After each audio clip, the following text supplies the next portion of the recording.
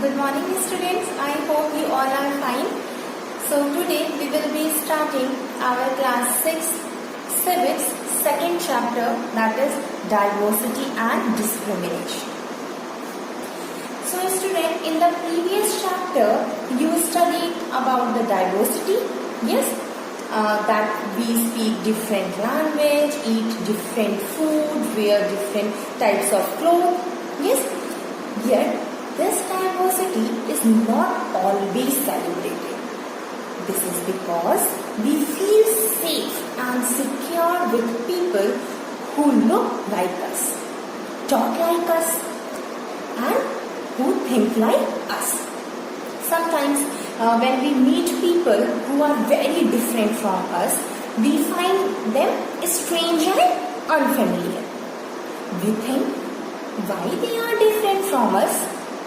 So, are they really different from us, or we think that they are different? To know the answer to this question, we have to understand this chapter. So, our first topic is difference and prejudice. So, what do you understand by prejudice? Prejudice means to judge other people negatively and see them as inferior. It involves a kind of biased behavior or a negative feeling associated to something. Actually, people form certain attitudes and opinion about others who are not like them. And when our opinion about certain people are always negative, then this becomes prejudice that we carry about them.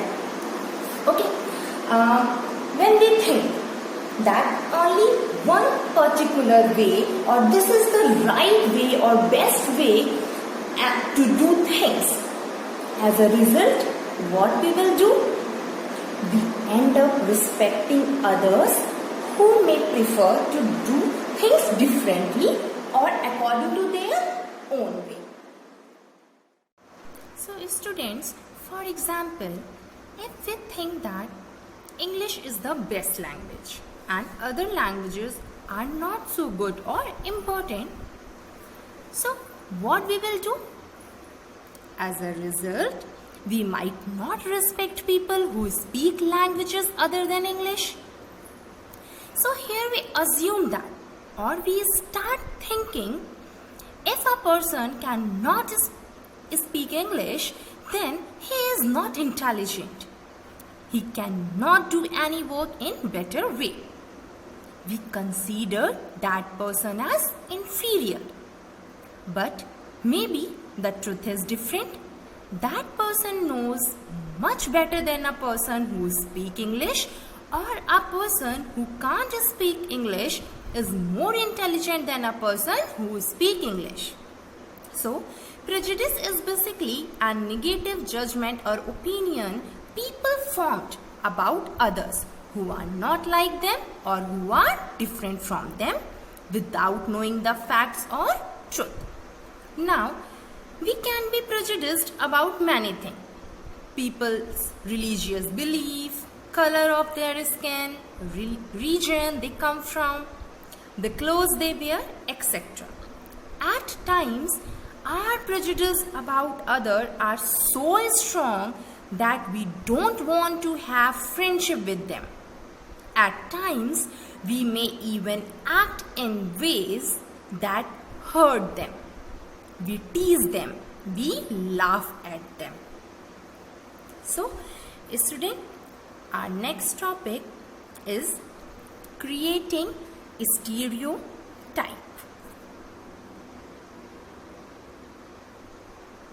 Students, our next topic is creating a stereotype. When we fix people into one image, we create a stereotype. For example, people living in cities form an opinion about people living in the villages that they are uneducated, superstitious, and they do not care about health and hygiene, etc. So, because of some people in the village who are not educated, we consider all the villagers as illiterate or uneducated. Yes? Suppose there is a village named Bharatpur and there are 5 people in that village. Okay? Out of which 2 people are illiterate. Out of which 2 people are illiterate. Now, student, tell me the remaining 3 villagers are illiterate or literate? We can't say anything about the rest. Yes, maybe one person is literate, maybe this person is literate. Yes, so we can't say anything. But beta, stereotype people assume that if 2 members of Bharatpur village are illiterate, then all the members in the Bharatpur village are illiterate. So this is a type of stereotype thinking. Because of 2 village members are illiterate, stereotype people assume all the villagers in the same group. Yes? When people say that those who belong to a particular country, religion, race, economic background are lazy, criminal or dumb, they are using stereotypes.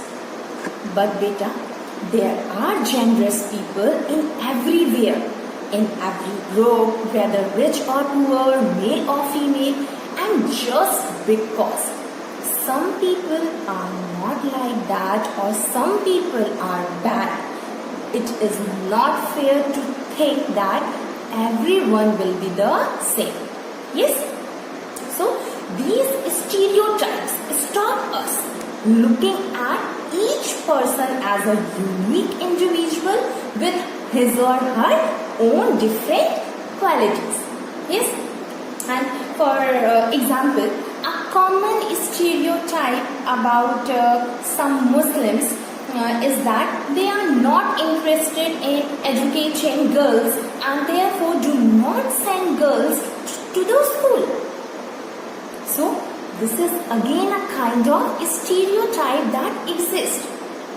However, recent studies or recent surveys have now shown that it is not because of religion but due to poverty, Muslim girls did not attend school. Yes? So, we hear stereotype statements continuously and accept without even thinking, and we start believing. Yes? And fit large number of people into only one pattern or one type. So student, our next topic is inequality and discrimination. If you see in the given picture, 3 circles are there. First circle shows prejudice. So beta, prejudice is a kind of feeling. For example, I don't like people with pink hair. So, because of pink color hair, we judge people negatively. And in the second circle, we fix an image that people with pink hair are mean. So, this is stereotype thinking. Here, we assume that all the people whose hair is pink in color all are mean without knowing the fact. Now, in the final circle, we act according to our prejudice and stereotype thinking. Here, we discriminate all the people whose hair is pink in color. Beta, discrimination happens when people act on their prejudice or stereotypes. However, diversity can also be a source of discrimination. Some people may experience both kind of discrimination. In some cases, caste was used to discriminate against large number of people, or in some cases, because of their economic background, they experience discrimination. Group of people who may speak a certain language, follow a particular religion, may be discriminated against, as their custom or practices may be seen as inferior.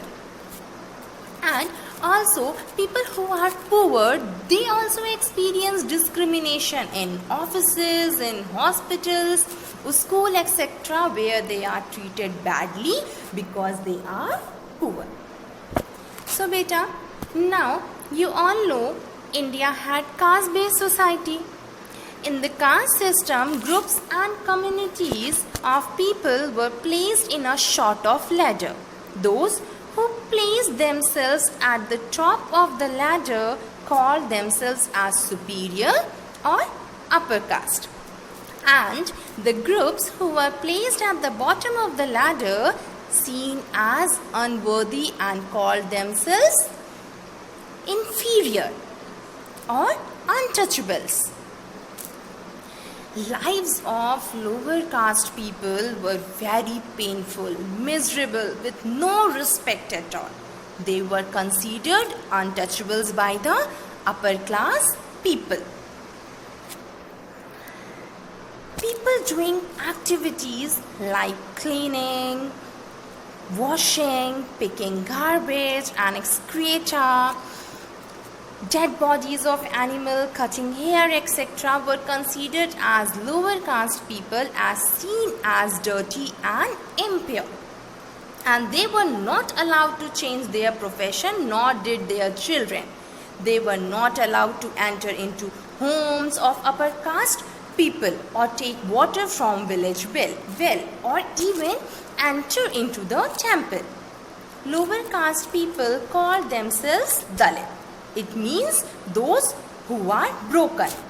This word, according to Dalit, shows social prejudice and discrimination have broken the Dalit people, and they had no right, and they were harmed or hurt by people of upper caste. Now, our next topic is striving for. Today, our next topic is striving for equality.